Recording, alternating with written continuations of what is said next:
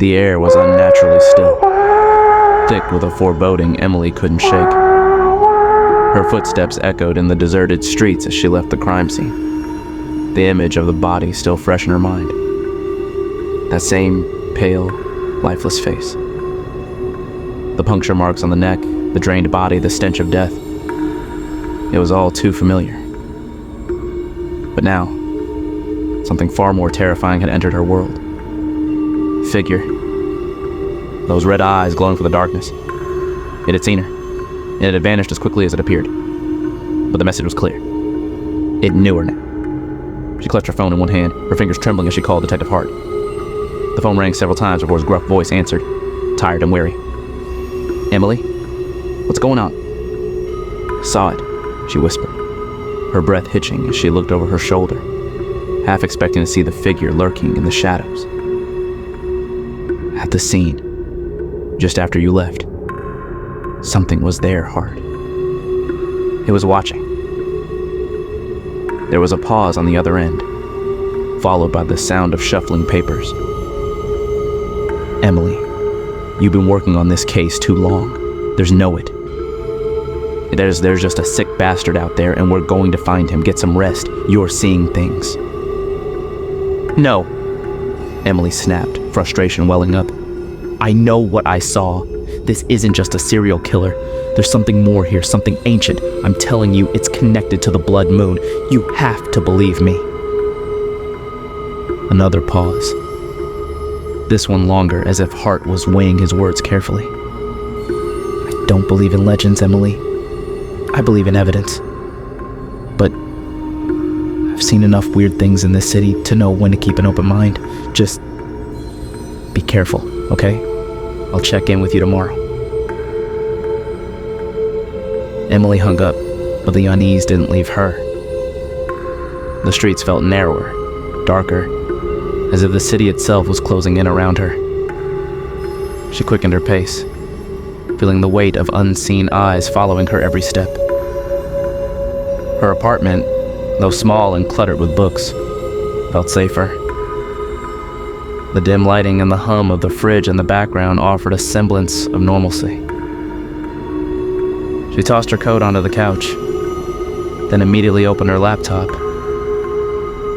If she was going to understand what was happening, she needed answers, and she needed them fast. Her fingers flew over the keyboard, searching old folklore, databases, rare books, anything that might give her more insight into the Nosferatu legend. The curse, the Blood Moon, the 100-year cycle. It all pointed to the same horrific conclusion. The vampire wasn't just a story. It was real, and it had returned. But why now?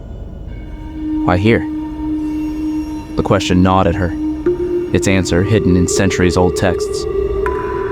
As she scrolled through pages of forgotten lore, something caught her eye. A passage from an obscure Romanian manuscript, partially translated. When the blood moon rises, the cursed one awakens. Bound by darkness, its hunger knows no end. But it is not hunger for flesh, nor blood alone. It seeks the soul, the essence of life itself, drawn to those who see beyond the veil of death. Emily leaned closer to the screen, her heartbeat quickening. Could it be that the creature wasn't just feeding on blood? Could it be something deeper? Something tied to the very essence of life? Her thoughts were interrupted by a sudden thud outside her window. Her heart froze. She turned slowly, the silence in the apartment now suffocating. Her window overlooked the narrow alley behind her building, a place where stray cats and shadows were the only residents. But tonight, something felt off. She hesitated, walking toward the window, her breath shallow. She pulled back the curtain just enough to peek outside. At first, she saw nothing, just the usual stretch of brick walls and garbage cans. But then movement. A figure standing in the alley, partially obscured by the shadows. It was too far to make out details, but its presence was unmistakable. watching, waiting. Emily's breath caught in her throat. Her instincts screamed at her to look away, to retreat into the safety of her apartment. But she couldn't. Her eyes were locked on the figure, and despite the distance, she knew. It was the same one from the crime scene, the glowing red eyes, the impossible stillness. Her phone buzzed and the noise jolted her back into reality. She stumbled backward, knocking a book off the table. Fumbling, she grabbed her phone. It was a text from Hart. "We've got another victim. Same pattern. 43rd and Oak. Get here fast." _ Emily's mind raced. Another body. Another victim. But what if the creature was already outside her window? She glanced back outside, but the figure was gone. Without thinking, she grabbed her keys and rushed out the door. The scene on 43rd and Oak was almost identical to the one she had left just hours earlier. The alleyway was cordoned off by police tape, the flashing lights casting an eerie glow over the grim scene. Detective Hart stood at the edge of the crowd, his face set in a grim line. "Same deal," he muttered as she approached. 2 puncture marks, no blood, no signs of a struggle. It's like the life just got sucked right out of him. Emily's stomach churned. She forced herself to look at the body. This one was a man, mid-30s, his skin pale as ash. The puncture wounds on his neck were almost surgical in their precision. But something was different this time. The expression on his face, it wasn't fear, but something worse. As if he had seen something so horrifying that even in death, it clung to him. Hart watched her closely. "You sure you're okay to be here? You looked spooked earlier."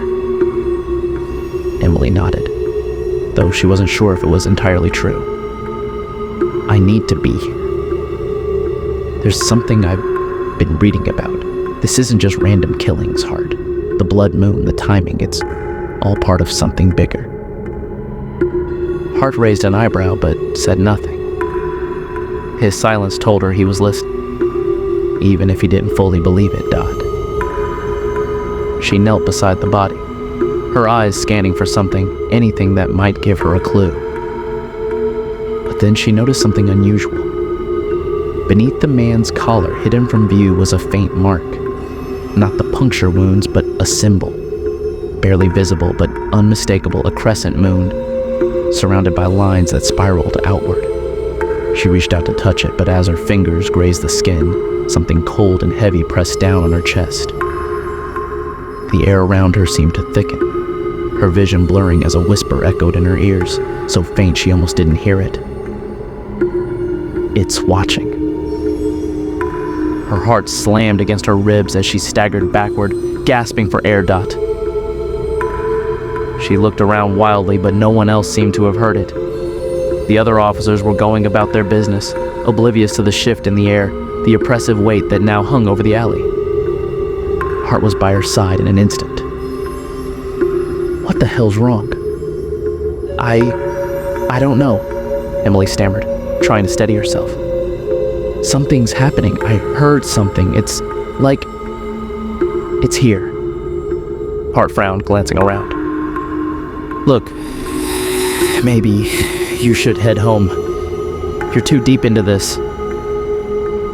But Emily shook her head. She couldn't leave. Not now. Not when she was so close. As the officers began packing up the scene, Emily caught something out of the corner of her eye. A shadow, moving unnaturally fast, slipping between the buildings.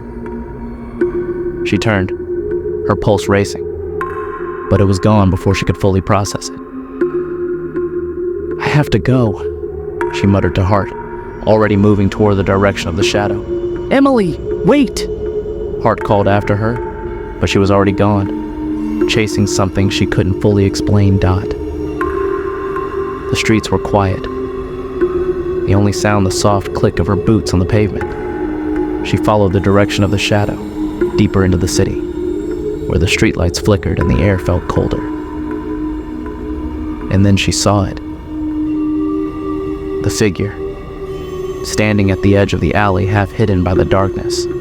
It didn't move, didn't react. but she knew it was waiting for her.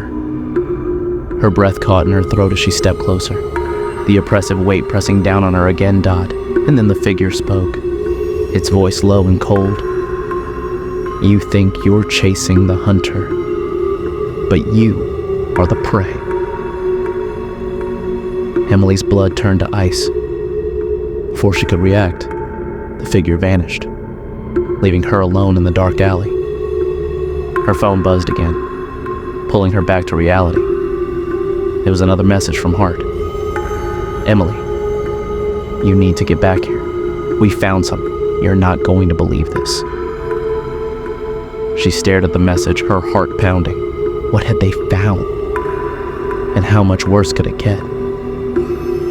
But deep down, she knew this was just the beginning.